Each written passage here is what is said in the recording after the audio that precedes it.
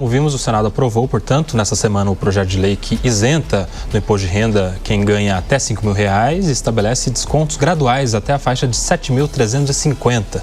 Apesar disso, a Associação Nacional dos Auditores Fiscais da Receita Federal do Brasil alerta que a tabela permanece congelada para rendas acima desses valores, o que mantém um nível elevado de injustiça fiscal, na visão da associação. Para a gente entender melhor esse problema, nós vamos conversar agora com o Mauro Silva, que é o presidente da Unafisco. Presidente, boa tarde, bem-vindo, é um prazer te receber aqui na Jovem Pan. Boa tarde, prazer estar aqui e contribuir para esse debate. Presidente, a ideia da associação é apontar para uma injustiça fiscal em relação à faixa superior a 7.350, é isso? Portanto, os auditores pretendem o quê? Uma compensação com a elevação das faixas superiores? Veja bem, hoje não houve nenhum reajuste na tabela. O governo agora, de maneira bastante justa, vamos dizer assim, para quem ganha até 5.000 e ganha até 7.350, está promovendo uma redução total do imposto, calcula o imposto normalmente e reduz a zero se você ganha até 5.000 e reduz parcialmente. Portanto, a tabela foi mantida com a mesma tabela.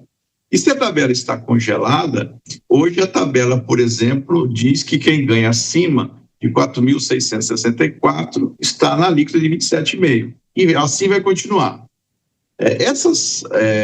Outros níveis deveriam ter um reajuste de 182% na tabela, que é justamente a defasagem para a gente levar a tabela aos mesmos níveis de 1996. Porque de lá, desde 96 para cá, nós tivemos inflação e poucos reajustes na tabela. Então, a defasagem para as demais faixas da tabela já atinge 182%. Então, hoje nós deveríamos ter quem ganha acima de 10.867, esse sim submetido mensalmente à alíquota de 27,5%.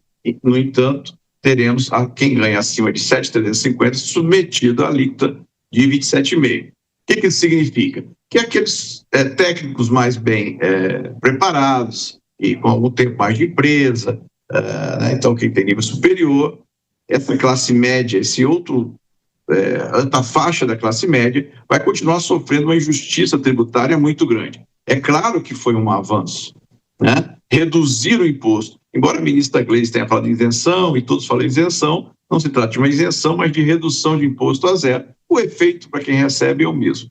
Mas esta redução é um avanço importante, mas não podemos parar por aí. O que ainda pode ser feito e que seria muito bom, e a gente tem lutado muito para que isso seja feito, para corrigir o problema daqui para frente, é inserir um artigo na legislação dizendo que, de hoje em diante, terá que se reajustar anualmente pela inflação, será um reajuste automático. Isso os deputados e senadores ainda podem fazer, o próprio senador Renan Calheiros pode propor isso. Isso, então, passaria ano a ano, de hoje para diante, nós não teríamos esse problema aumentado. Do jeito que estamos hoje, nós temos essa defasagem de 182%, e essa defasagem só aumenta, porque nós temos inflação aí, que em torno de 5% ao ano, e geralmente não é dado esse reajuste em todas as faixas. Então, a medida emergencial é instituir o reajuste anual pela inflação da tabela de hoje em diante. Acabamos com o problema para o futuro, ficamos com o problema para o passado ainda, essa injustiça para essas faixas da classe média acima de 7.350 por mês, ainda continuam com uma pesada carga e uma pesada injustiça sobre elas.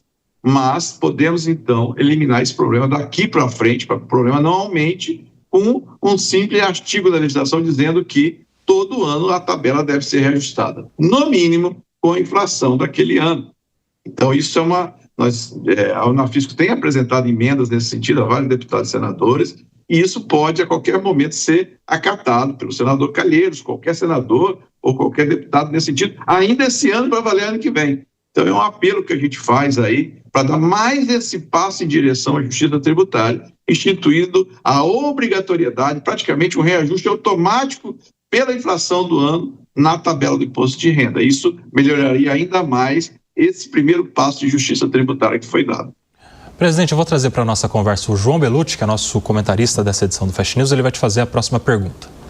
Presidente, queria perguntar para o senhor no sentido dessas composições, né, dessas compensações que o governo federal mencionou, que essa questão da isenção dos R$5.000 até os R$5.000 de salários, ela seria integralmente coberta pela tal da taxação dos super ricos, que a gente sabe que outros países tiveram essa experiência, não necessariamente essa dos chamados super ricos, mas a taxação de grandes fortunas, enfim, e o resultado não foi necessariamente o esperado, na medida em que você está falando de um extrato social que tem a possibilidade de fazer planejamento tributário, enfim, fazer um manejamento de rendas, enfim, um inventário de patrimônio. Como que o senhor enxerga a questão para um futuro? Porque a tendência é que haja uma arrecadação inicial, mas posteriormente essa arrecadação sobre os super ricos, ela desidrate. Qual é a expectativa nesse sentido e se há algum plano para esse tipo de contingência?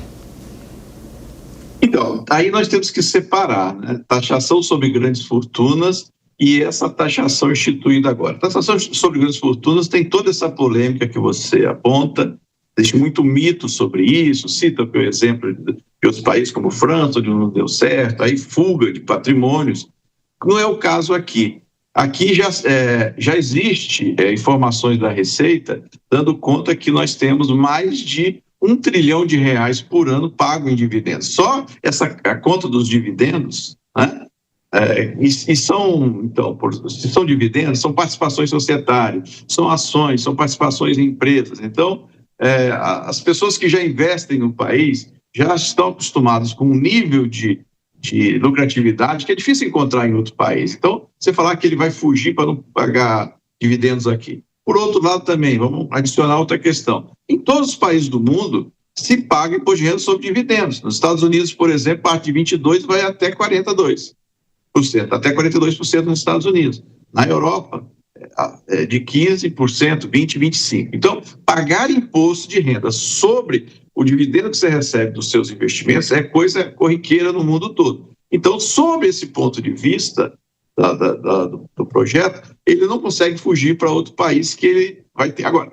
Diferente é o caso do imposto sobre grandes fortunas, que ele realmente é uma experiência que tem em poucos países, é uma discussão mais complicada, mais delicada, né?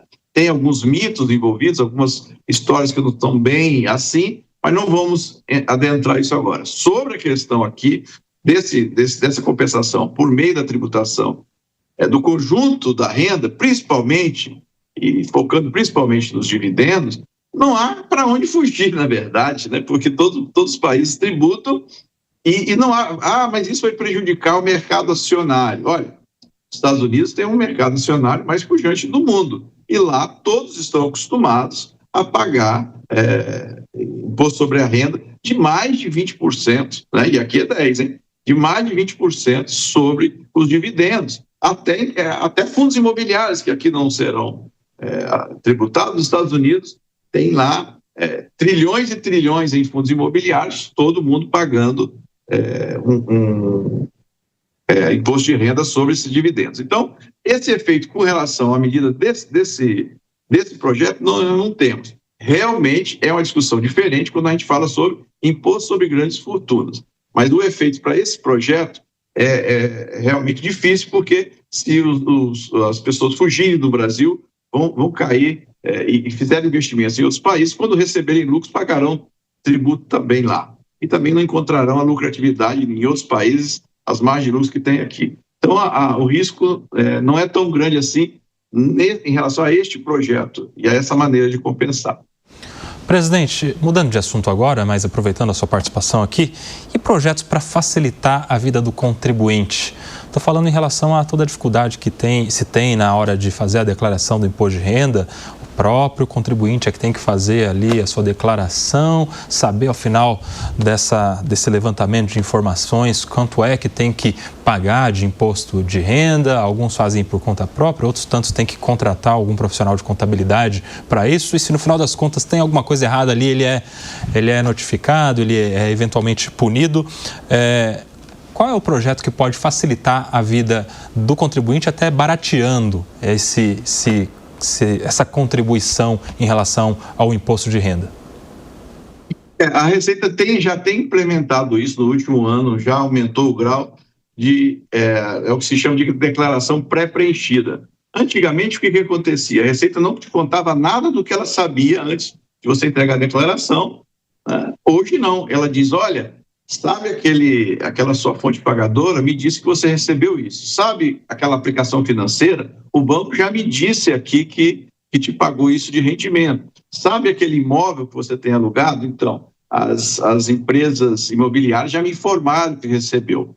E isso vem na sua declaração pré-preenchida. Se você concordar, você simplesmente transmite, dá o ok, e então as declarações que você está confirmando são aquelas que a Receita tem. Risco zero, portanto, de malha fina. Então, isso é um grande avanço. Como eu disse alguns anos atrás, era proibido que a Receita informasse isso. Há uma mudança, a Receita tem passado por uma mudança que os novos tempos exigem, focando, então, numa nova relação de confiança com o contribuinte, né, numa relação de valorizar a conformidade, né, e não a punição. Vamos deixar a punição para quem faz fraude, né, operação carbono oculto, para quem faz fraude de combustível. Esse sim tem que ter a força, a mão pesada das multas, das autuações. Agora, grande parte dos contribuintes precisa da nossa ajuda, precisa de orientação. É essa nova fase que a Receita tem entrado, buscando, então, o que a gente chama de conformidade, buscando incentivar e orientar o contribuinte a cumprir. E eu repito, a grande maioria dos contribuintes quer cumprir a legislação e as normas da Receita e as leis recentes têm caminhado nessa direção. E eu cito, então, reforço o exemplo da declaração pré-preenchida que milhares de pessoas já usaram nesse último ano e tenho certeza no próximo ano isso vai aumentar ainda mais, porque é uma grande facilidade. Então, o contribuinte tem que ser transparente com a Receita Federal, mas também a Receita Federal tem que ser transparente para o contribuinte e com a declaração pré-preenchida isso acontece. Então, isso de fato é um grande avanço nessa direção que você reclamou. Muito bem, conversamos aqui com Mauro Silva, que é presidente da Unafisco. Presidente Mauro, quero agradecer a sua participação, é sempre um prazer te receber aqui na Jovem Pan. Eu que agradeço, um bom trabalho para nós, uma boa tarde de sábado. Até a próxima.